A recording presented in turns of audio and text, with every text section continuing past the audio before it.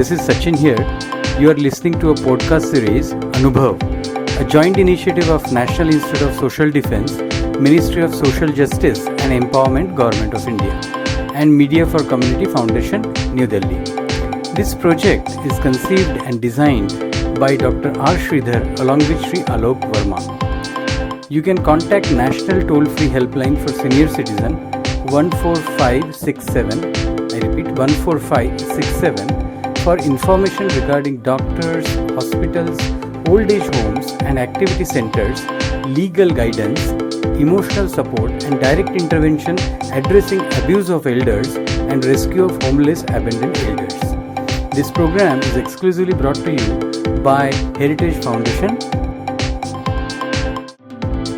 Women's day సందర్భంగా ఈ podcast listeners ఒక చిన్న ట్రీట్.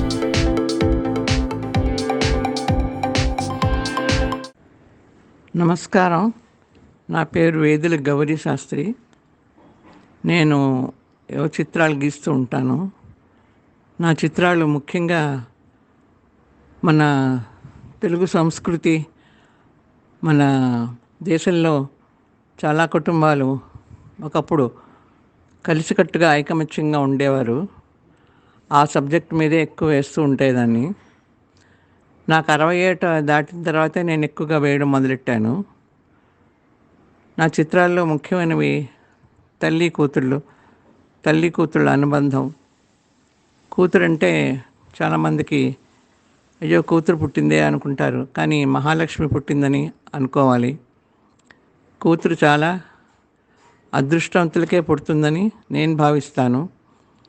ఆ విధంగా తల్లి కూతురు అన్యోన్యంగా ఆడుకుంటున్నట్లు, అన్యోన్యంగా కబుర్లు చెప్పుకుంటున్నట్టు ఒక చిత్రం గీశాను.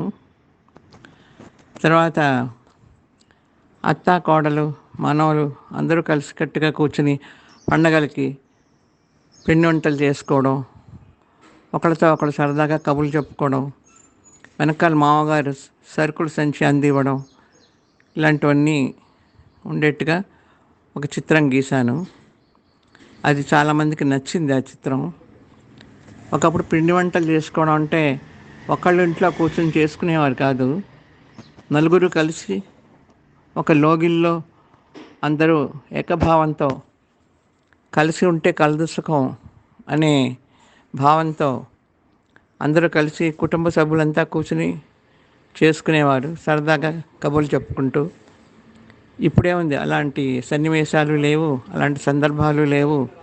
పిండి వంటలంటే స్వగృహాల నుంచి తెచ్చుకోవడం, బయట నుంచి తెచ్చుకోవడం తప్ప ఇంట్లో కూర్చుని నలుగురు కూర్చొని సరదాగా కబుర్లు చెప్పుకుంటూ చేసుకోవడం అనేది మానేశారు. దానికి చాలా కారణాలు ఉన్నాయనుకోండి. తర్వాత ఇంకొక చిత్రం దీపావళి సందర్భంగా ఒక పెద్ద అపార్ట్మెంట్లో, పట్టణాల్లో కూడా అందరూ కలిసి సంతోషంగా ఒకళ్ళ మీద ఒకళ్ళు తారాజువ్వలు వేసుకుంటూ, పిండి వంటలు ఒకళ్ళకొకళ్ళు పుచ్చుకుంటూ, ఇచ్చిపుచ్చుకుంటూ ఇలాంటి సన్నివేశం కూడా వేశాను. దీపావళి పండుగ సందర్భంగా పట్టణాల్లో కూడా ఈ విధంగా కలిసికట్టుగా చేసుకునేవారు. ఇప్పుడు ఈ మధ్యకాలంలో కరోనా వచ్చిందని దీపావళి పండగకి మతాబాలు కాల్చడం, టపాకాయలు కాల్చడం అలాంటివన్నీ మానుకున్నారు. పల్లెటూళ్ళలో అయితే పక్కింటి వాళ్ళ మీద పోటీగా విసురుకునేవారు. తారాజువ్వలు, చిచ్చుబుడ్లు ఒకళ్ళ మీద ఒకళ్ళు పోటీగా చేసుకునేవారు. ఇలాంటి సన్నివేశాలు చూపిస్తూ ఒక చిత్రం గీశాను. తర్వాత మరొక చిత్రం బతుకమ్మలో ముసలాళ్ళు, పడిచేవాళ్ళు, చిన్నపిల్లలు అందరూ కలిసి ఆడతారు.